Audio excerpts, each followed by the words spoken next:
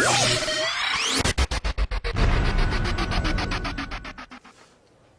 everyone, this is Aaron for Zolotech, and today we're going to be reviewing the HTC HD7.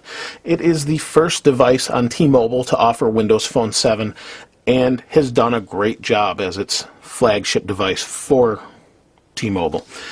This is a large phone as far as the display is concerned. You may not be able to tell that because I have pretty big hands and it probably looks like a normal phone in my hand. But either way, let's talk about the specs a little bit. It's got a nice 4.3-inch screen, so it's a pretty big screen, or about the largest you're going to find. It's about the same size as a Droid X or the previous HD2 that had the older version of Windows Mobile on it. It has a 1 gigahertz processor with 16 gigabytes of internal storage. It's non-removable storage. It has a 5 megapixel camera with dual flash, as all Windows Phone 7 devices must have that or higher. On the side, we do have our camera button to activate that as well. The battery is removable, and let's take a look at that quick. The battery comes out and is a pretty low capacity battery. Now, the battery itself is supposedly good for 6.5 hours or so of talk time and 310 hours of standby, or 5.5 hours on 3G and 320 hours of standby on 3G. But the battery is only about a 1230 milliamp hour capacity. I've seen it listed as 1300 milliamp hours, but in this case it's actually not printed on the battery, so I can't tell you for sure. I'll just talk about that a little bit later, but that's the battery part of it. Other than that, the phone has a capacitive touchscreen that's quite nice, has a speaker that's kind of in the back and is supposed to sort of resonate through these front ducts where your earphone piece is and kind of where the microphone area is, which is actually there. But let's go over the design of the phone. The phone itself is just a really nice, sleek design, has a nice kind of titanium color metal band around it that gives it a really strong feel as far as rigidity and how solid it is in your hands. The bottom, you have your microphone, micro USB, and 3.5 millimeter headphone jack, which is kind of weird to see it on the bottom, but kind of works out for the better, I think, in the long run after use, especially if you want to use it in a dock. On the side, we have our camera button, we have our volume up, down, sleep wake on the top, and power on. Nothing on this side, camera on the back, as we said before, and we also have a stand for when you want to watch videos. Kind of holds it there just like that.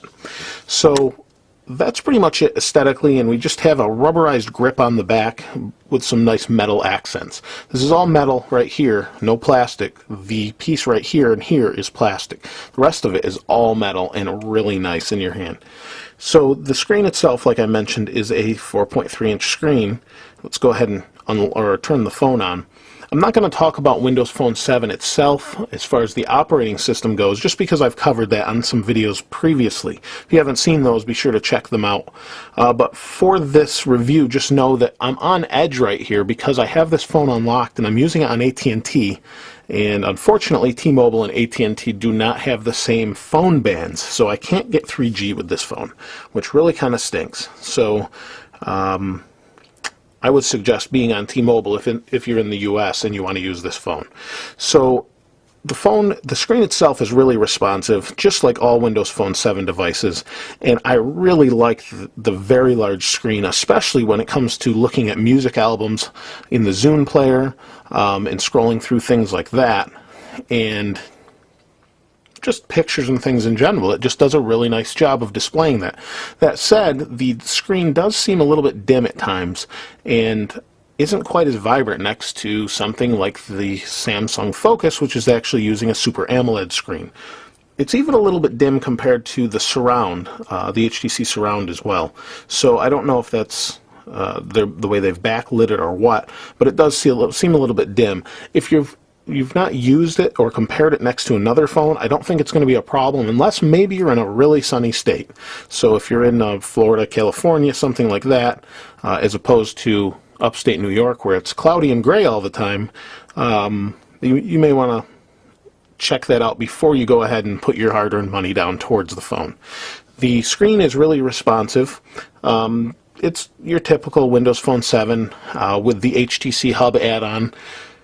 And other than that, that's pretty much it for this. Now, as far as the call quality and reception goes, this is an excellent phone as far as that goes. I've yet to drop a phone call even on AT&T, although I am using Edge and not 3G.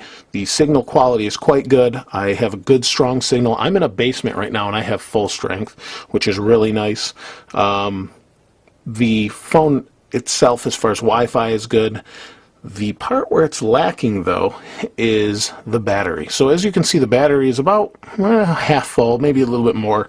And I get about, I don't know, if I start at 8 a.m., I can go to about 2 to 3 in the afternoon with normal use. I use a smartphone. I'm using texting, Twitter, the Zune or the music player quite a bit, and maybe the occasional game down here in Xbox Live. I'm checking my email every 15 minutes on Gmail and Hotmail as it comes in. So I've just got 2 email accounts.